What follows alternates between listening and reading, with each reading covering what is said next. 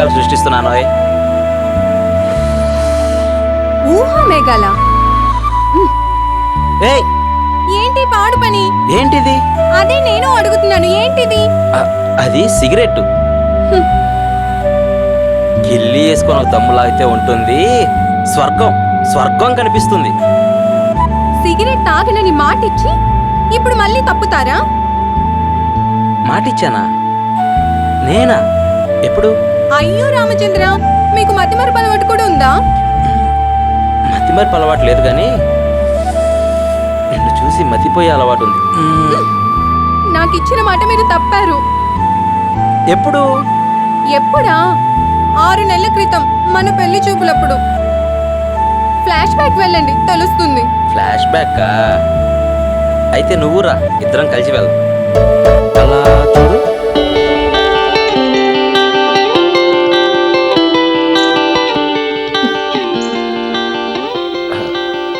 చూడండి, ఉద్యోగం లేకుండా పెళ్లి చేసుకోవడం నాకు ఇష్టం లేదు. కానీ మీ నాన్న మా నాన్న దట్స్ ఆల్ రైట్. ఇప్పుడు అవన్నీ ఎందుకులేండి. మొత్తానికి నన్ను బలవంతంగా పెళ్లి చూపులు తీసుకొచ్చారు. అయినా పెళ్లి చూపులు అంటే అందమైన ఆడపిల్లను చూడొచ్చు కదా అని సరదాగా వచ్చాను. అఫ్కోర్స్ మీరు చాలా అందంగా ఉన్నారు.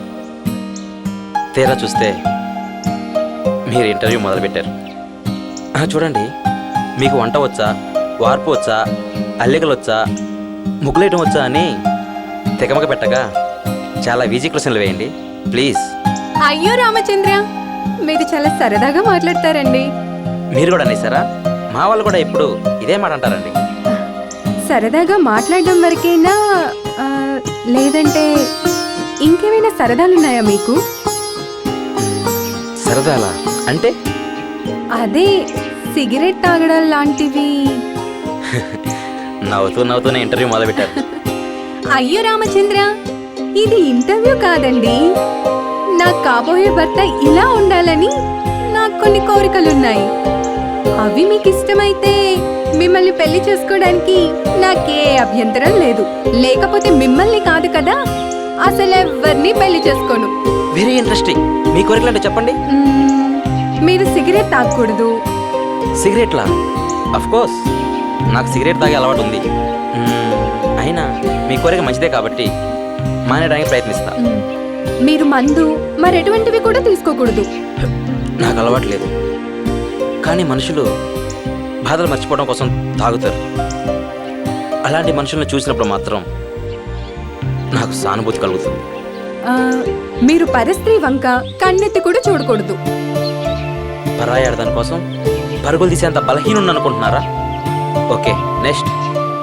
అయ్యో రామచంద్ర, ఇలా మాట్లాడి మీ మనసును బాధ పెట్టుంటే నన్ను క్షమించండి. ఏదో చిన్న డౌట్. It's all right. అవును, మీరు మాట్లాడే ముందు అయ్యో రామచంద్ర అంటారెందుకు?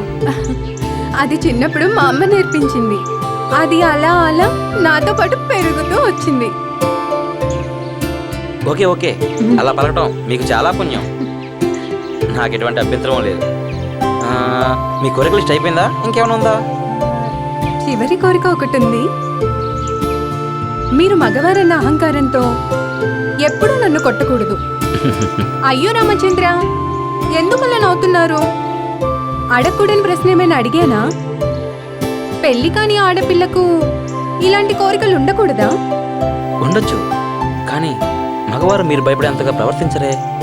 ఓకే, నా దృష్టిలో బారిన కొట్టే మగవాడు వట్టి ఎదవ. ఆ లిస్టులో మాత్రం నన్ను చేర్చకండి.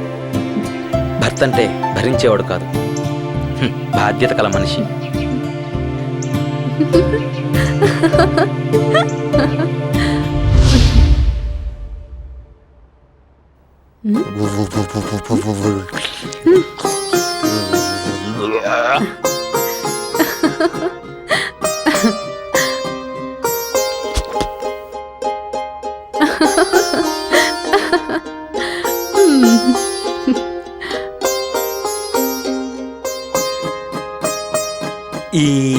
ఇప్పుడు చూడు ఎంత ఫ్రెష్గా ఉన్నానో. ఏమండి, హారతి తీసుకోండి.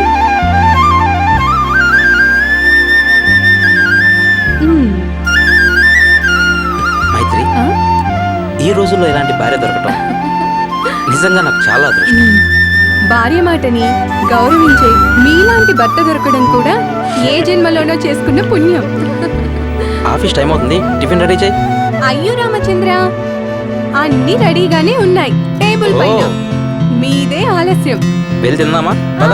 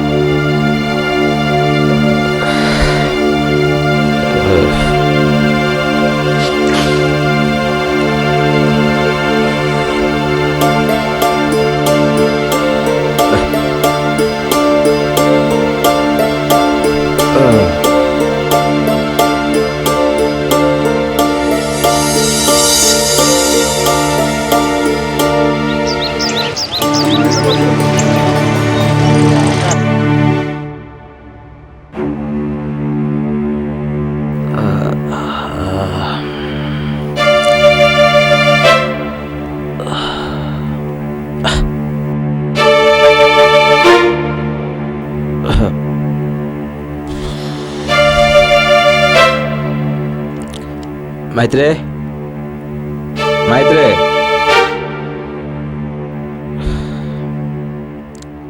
రాత్రి ఏం జరిగిందంటే మాట తప్పి మీరు బతకగలరేమో కానీ మనసుని చంపుకొని నేను బతకలేను. మీరేం నాకు సంజాయిషి చెప్పనక్కర్లేదు. అది కాదు మైత్రి, రాత్రి మీ అసలు రంగు బయటపడింది. ఇలాంటి దురలవాట్లకి బానిసలైన మగవాళ్ళని నేను భరించలేనని పెళ్లికి ముందే చెప్పాను. అయినా నా మాటను మీరు గౌరవించలేదు. ఇంత చిన్న విషయానికి కోపం దేనికి? చిన్న విషయమా? తాగి రావడం మీకు చిన్న విషయం అనిపిస్తుందేమో కానీ తాగుబోతుతో సంసారం చేసే సంస్కారం నాకు లేదు. తాగుబోతేంటి? అర్థం లేని మాటలు మాట్లాడుతున్నావు. ఏదో ఫ్రెండ్ బలవంతం చేస్తే కంపెనీ కోసం తాగాను. కంపెనీ కోసమా? కంపెనీ కోసం రేపు ఒక ఆడదాన్ని తెచ్చుకుందామంటారు, అప్పుడేం చేస్తారు? నోటుకొచ్చినట్టు మాట్లాడకు. సొసైటీలో నలుగురితో పాటు తిరిగేటప్పుడు అలా అడ్జస్ట్ అవ్వక తప్పదు. మీరు సొసైటీ కోసం ఏమైనా ఊరేగండి, నాకు అభ్యంతరం లేదు. ఒక్కరోజు తాగినందుకు ఇలా ఇష్టం వచ్చినట్టు మాట్లాడతావేంటి? ఇలా తప్పు చేయడం మీకేం కొత్త కాదు. నిన్న సిగరెట్ తాగారు, ఈ రోజు మందు కొట్టొచ్చారు, రేపు దేన్నో ఒకదాన్ని ఇంటికి తీసుకొస్తారు, నన్ను మెడపెట్టుకుని బయటకు గెంటేస్తారు. ఈ నరకం నేను భరించలేను. ఏంటి నువ్వు అనుభవిస్తున్న నరకం? లోకంలో ఏ ఆడది పడిన కష్టాలు నువ్వు పడుతున్నావా? అసలు నువ్వు చిత్రహింసలు చేసినట్టు మాట్లాడుతున్నావు ఏంటి? ఇంతకంటే ఏం కావాలి? నన్ను కార్లో తిప్పమని కానీ మేడల్లో కాపురం చేయించమని కానీ ఏనాడు మిమ్మల్ని అడగలేదు. నా భర్త అందరి మగవాళ్ళలా కాక ఎటువంటి దురలవాట్లు ఉండకూడదనుకున్నాను. అలా అని మీ దగ్గర మాట తీసుకున్నాను. కానీ మీరే ఆత్మవంచన చేసుకొని నన్ను మోసం చేశారు. నేను చేసింది తప్పేమోనని ఒకసారి మీ మనసాక్షిని అడిగి తెలుసుకోండి.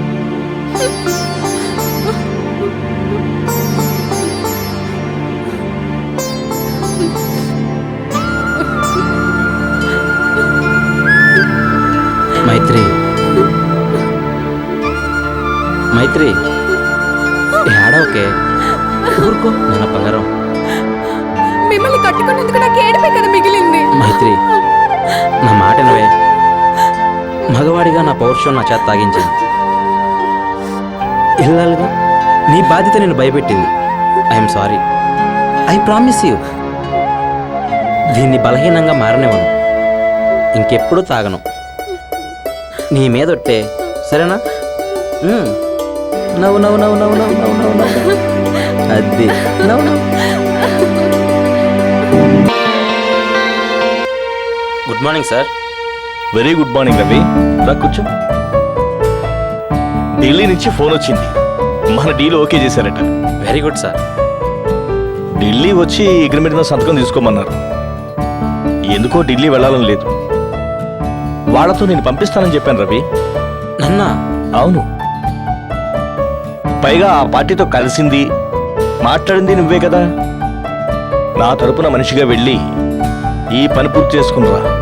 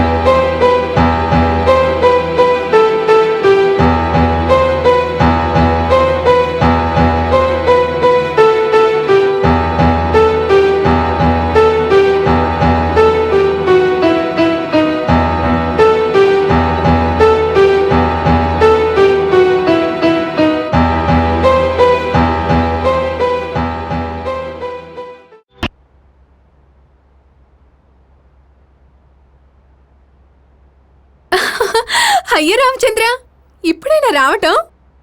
2 రోజుల నుంచి కంటి మీద కునుకు లేదంటే నమ్మండి. ఢిల్లీ నుంచి నా కోసం ఏం తెచ్చారో చూద్దాం.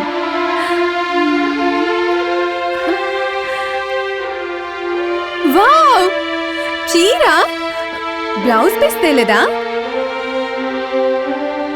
ఇదేంటి ఈ బ్యాగ్ లో? అయ్యో రామచంద్ర, ఇదేంటి విషయం? దీన్ని పారేనా? ఏయ్, అది విషం కాదు, అమృతం. దాన్ని ముట్టుకున్నావంటే నిన్ను వీధిలోకి విసురుతా, జాగ్రత్త. అయ్యో రామచంద్ర, ఏంటండి, ఏంటి అలా ఉన్నారు? అందుకే మిమ్మల్ని ఆ ఊరు వెళ్ళొద్దన్నాను.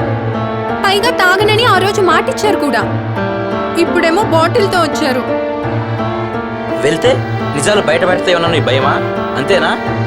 అయ్యో రామచంద్ర, ఏంటండి మీరు మాట్లాడేది? నోర్ముయ్.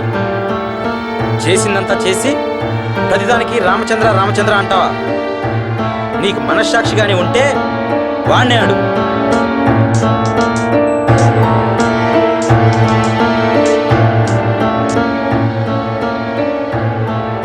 హలో సార్, వస్తున్నాను సార్.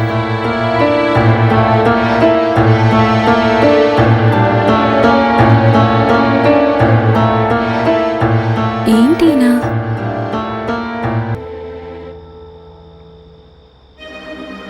రవిలో ఇంత మార్పు వస్తుందనుకోలేదు. అనుమానాలతో, అపార్థాలతో అటు తన జీవితమే కాదు, ఇటు నీ జీవితం కూడా నాశనం చేశాడు. ఒకరి జీవితం మరొకరి చేతిలో ఉండదు శ్రీకృష్ణ గారు. ఇదంతా నా కర్మ. సరేనమ్మా, నువ్వు బాధలో ఉన్నావు, మనసులో పెట్టుకుని బాధపడకు. నీకేమైనా జరిగితే నా గుండె పగిలిపోద్ది. నేను బతికేదే నీకోసం మైత్రి. అదేగా నువ్వు చెప్పేది? రవి, ఎక్కడికి వెళ్ళావయ్యా? పెళ్ళాన్ని యజమానికి అప్పచెప్పి వరండాలో కాపలా కాస్తున్నాను సార్. రవి, ఏంటి ఏంటి నువ్వు అనేది? అవును సార్, తాళి కట్టినవాడు కేవలం మొగుడు, తాళి కట్టకుండా ఏలుకునేవాడు ప్రియుడు. రవి, ఎవరినంటున్నావు? నిన్నే. నోరు ఎలా వచ్చిందంత మాట అనడానికి? మైత్రి నా చెల్లెలు లాంటిది. చెల్లెల్లాంటిదా? కాసుల కోసం శీలాన్ని నమ్ముకునే విలయాలకి, దేశాన్ని నమ్ముకునే స్మగ్లర్లకి వావి వరుసలు కూడానా?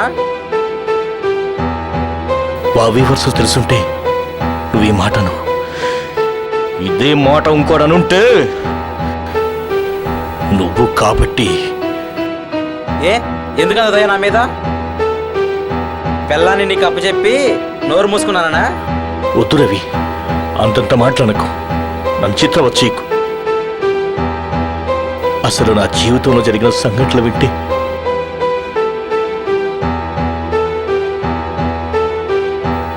అర్థం చేసుకునే మనసే నీకుంటే నా గతాన్ని చెప్తాను, విను.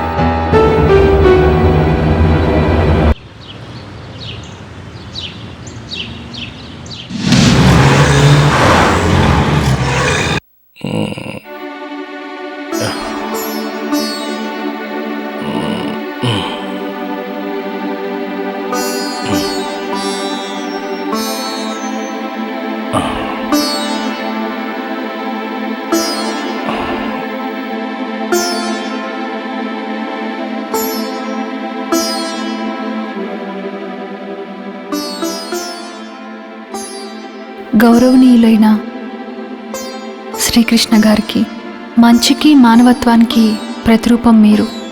మీరు నా గతాన్ని చూశారు కానీ నా బలహీనతను చూడలేదు. మీలాంటి వ్యక్తిని పెళ్లి చేసుకోవడమే ఎన్నో జన్మల పుణ్యం.